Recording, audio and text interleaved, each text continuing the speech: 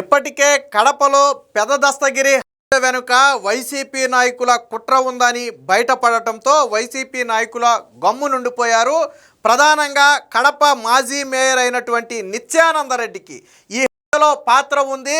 ఆర్థిక లావాదేవీలు, real estate లావాదేవీలకు సంబంధించే ఈ జరిగిందని చెప్పి పోలీసులు అనుమానిస్తున్నారు. దాంతోపాటు నిత్యానందరెడ్డి పేరును కూడా ఆ ఛార్జ్షీట్లో చేర్చడం జరిగింది ఎఫ్ఐఆర్లో.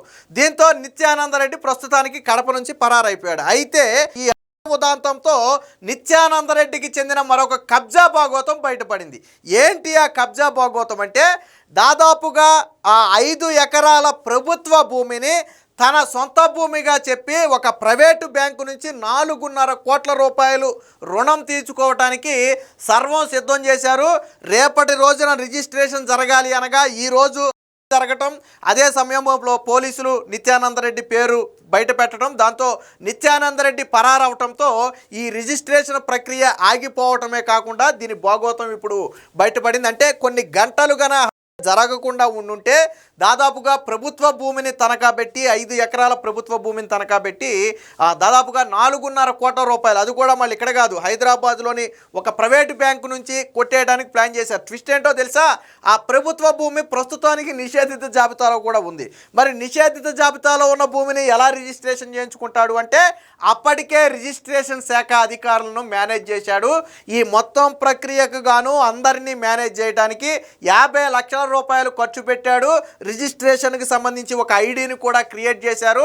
ఆ టైంకి 20వ తారీఖున రిజిస్ట్రేషన్కి కనుక వెళ్ళి ఉండుంటే ఆల్మోస్ట్ 4.5 కోట్ల రూపాయలు కూడా ఆ నిత్యానందరెడ్డి ఖాతాకు వచ్చాయి. వాస్తవానికి తన భార్య పేరు మీద కొట్టేయాలని ప్లాన్ చేశారు. ఏంటి అసలు కథలోకి వెళితే, సీకే దిన్నె మండలంలో దాదాపుగా ఒక సర్వే నెంబర్లో ఒక 5 ఎకరాల ప్రభుత్వ భూమి ఉంది.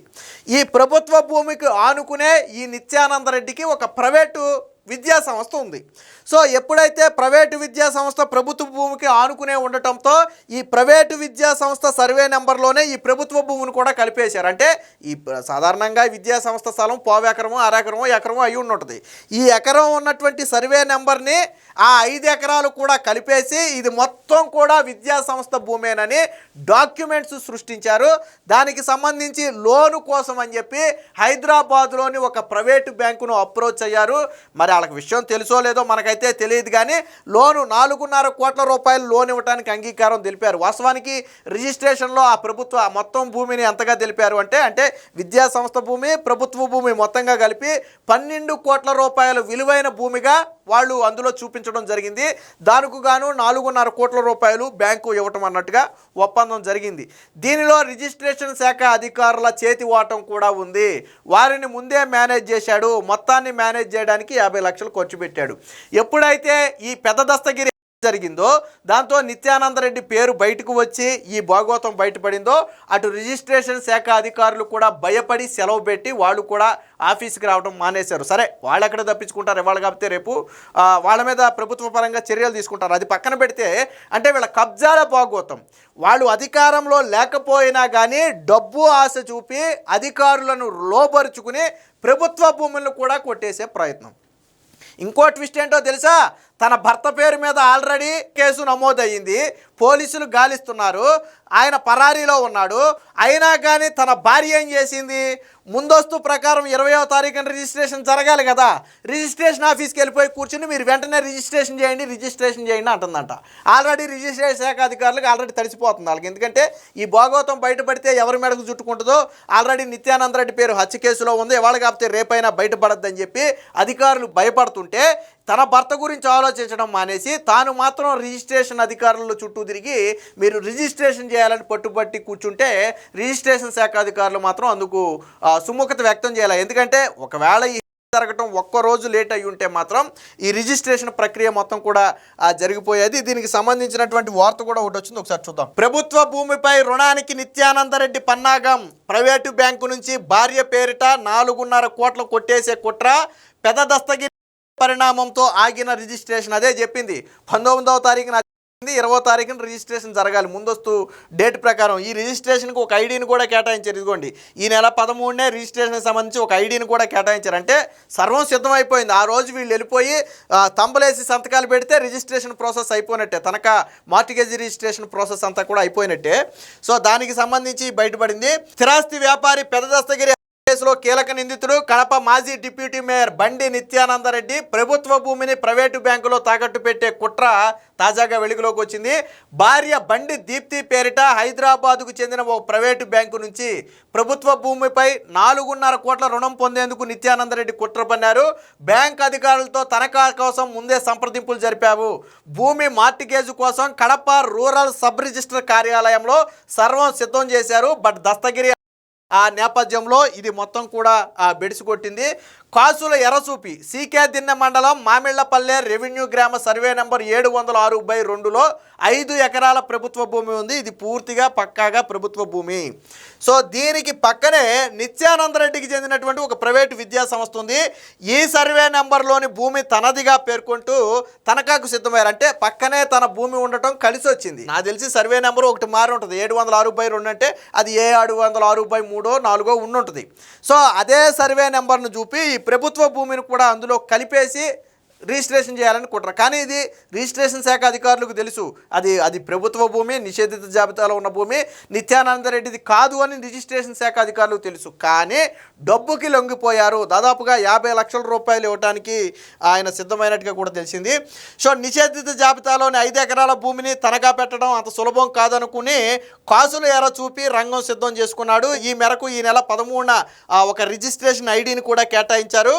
ప్రభుత్వ భూమిగా ఉన్నప్పటికీ కూడా మార్కెట్ విలువ 12.10 కోట్లుగా చూపించి రిజిస్ట్రేషన్ ఛార్జీలు కూడా చెల్లించేశారు. దీనికి ఈ 12 కోట్ల రూపాయలకి సంబంధించి ఏదైతే రిజిస్ట్రేషన్ ఛార్జీలు ఉంటాయో ఆ ఛార్జీలను కూడా చెల్లించేశారు. సో కడపలోని కిరణ్ ఎడ్యుకేషన్ సొసైటీ పేరిట ఈ మార్టిగేజ్ రిజిస్ట్రేషన్ కోసం చివరి వరకు ప్రక్రియ సాగింది. ఇందుకోసం 50 లక్షలు లంచం ఇచ్చేందుకు చదువు అధికారులతో ఒప్పందం కూడా చేసుకుని ఆ రిజిస్ట్రేషన్ ప్రక్రియ సాగించారు.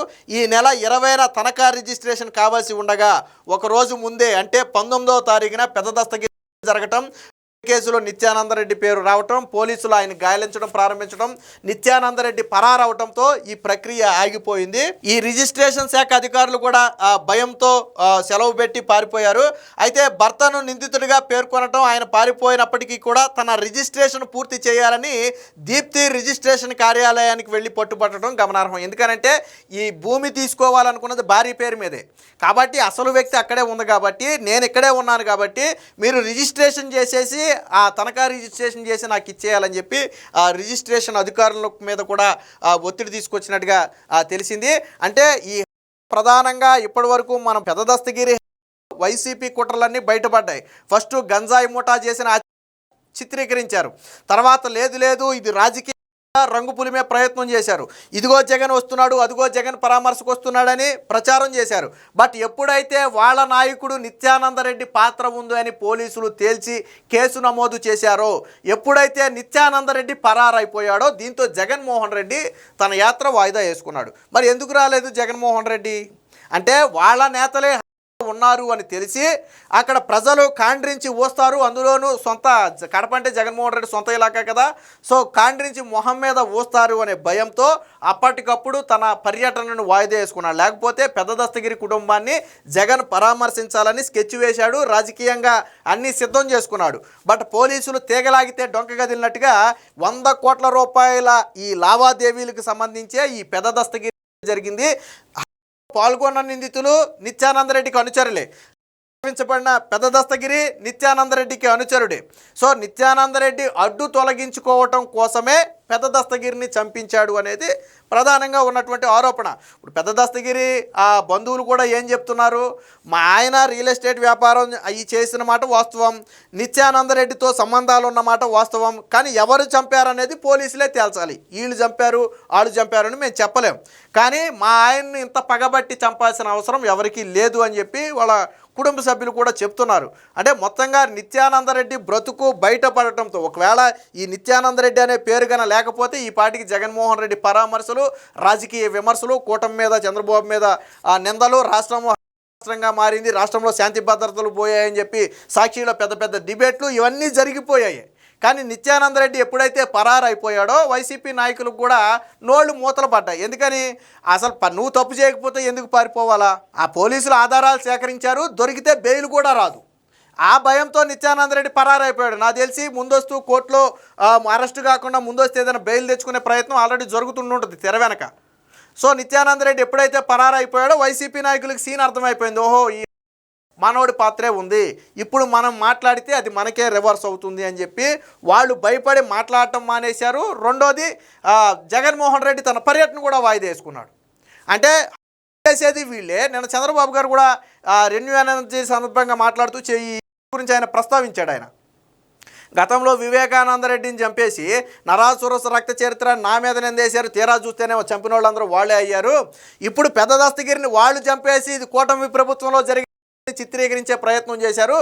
పోలీసులు రంగంలో తిరిగితే చేసినోడు చేయించినోడు అందరూ కూడా వాళ్ళ పార్టీ అని చెప్పి తేలటంతో వాళ్ళు గమ్ము నుండిపోయారు. ఈ పార్టీకి అలవాటు అయిపోయింది, వాళ్ళు చేసి నిందలు ఎదుటి వాళ్ళ మీద వేయటం ఈ పార్టీకి అలవాటు అయిపోయిందని చెప్పి నిన్న చంద్రబాబు గారు కూడా దీని గురించి మాట్లాడటం జరిగింది. ఏది ఏమైనా మొత్తంగా ఈ కడప మాజీ డిప్యూటీ మేయరు జగన్మోహన్ రెడ్డికి అత్యంత కీలక అనుచరుడిగా ఉన్నటువంటి నిత్యానందరెడ్డి వ్యవహారం మరొకసారి బయటపడింది. అటు ఆరోపణలు ఎదుర్కోవడమే కాకుండా ఇటు ప్రభుత్వ భూమిని కూడా కబ్జా చేసే ప్రయత్నం చేశాడు. దీని మీద ప్రభుత్వం సీరియస్గా దృష్టి పెట్టింది.